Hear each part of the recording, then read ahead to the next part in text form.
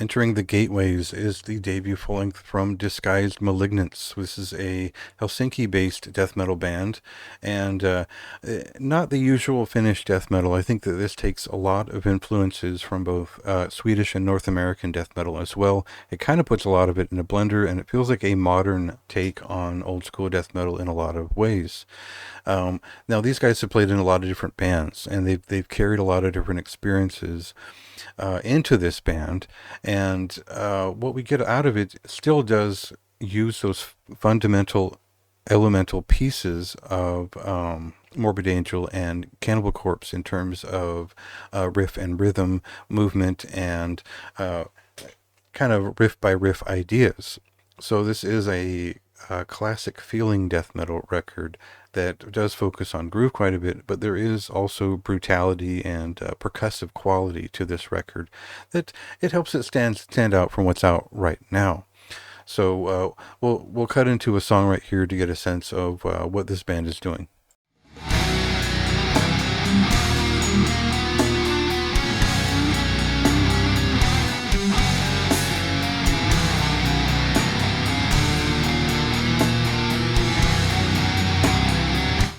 The first thing you'll notice when listening to this record is that it has been self-produced, and it does lead to a somewhat unique sound, which is tuned towards, I would say, a modern but also old school enjoyer sort of affect, which is more interested in brutality than it is in melody, though this record does slowly move from some semi-melodic ideas to some melodic ideas in its second half.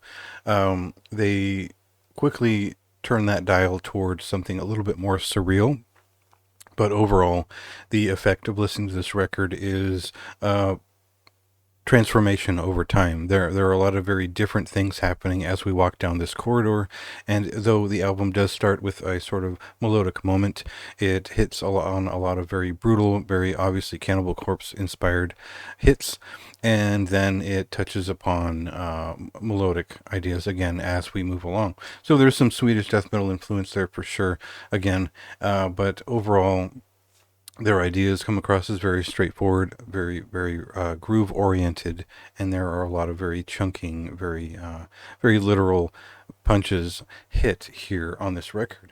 I wouldn't say that it is necessarily chainsaw death metal. I wouldn't say the guitar sound is especially good either, but the render of this record is interesting, and I think it kind of works in a sort of, you know, the idea that there were a lot of unique budget death metal records back in the 90s, and this does feel like it has that a little bit of a different sway to it. It's a short record. There isn't that much to say about it. Some of the songs are more interesting than others. There's a couple of great riffs. There's a couple of like harmonized points that kind of come out of nowhere. Some of the guitar techniques change up over time.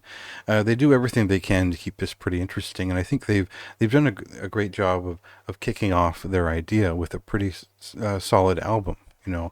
I think there's a lot more that they need to put into a record that feels like a full album, and this tends to feel a little bit like they just chopped together their best ideas, and it kind of works.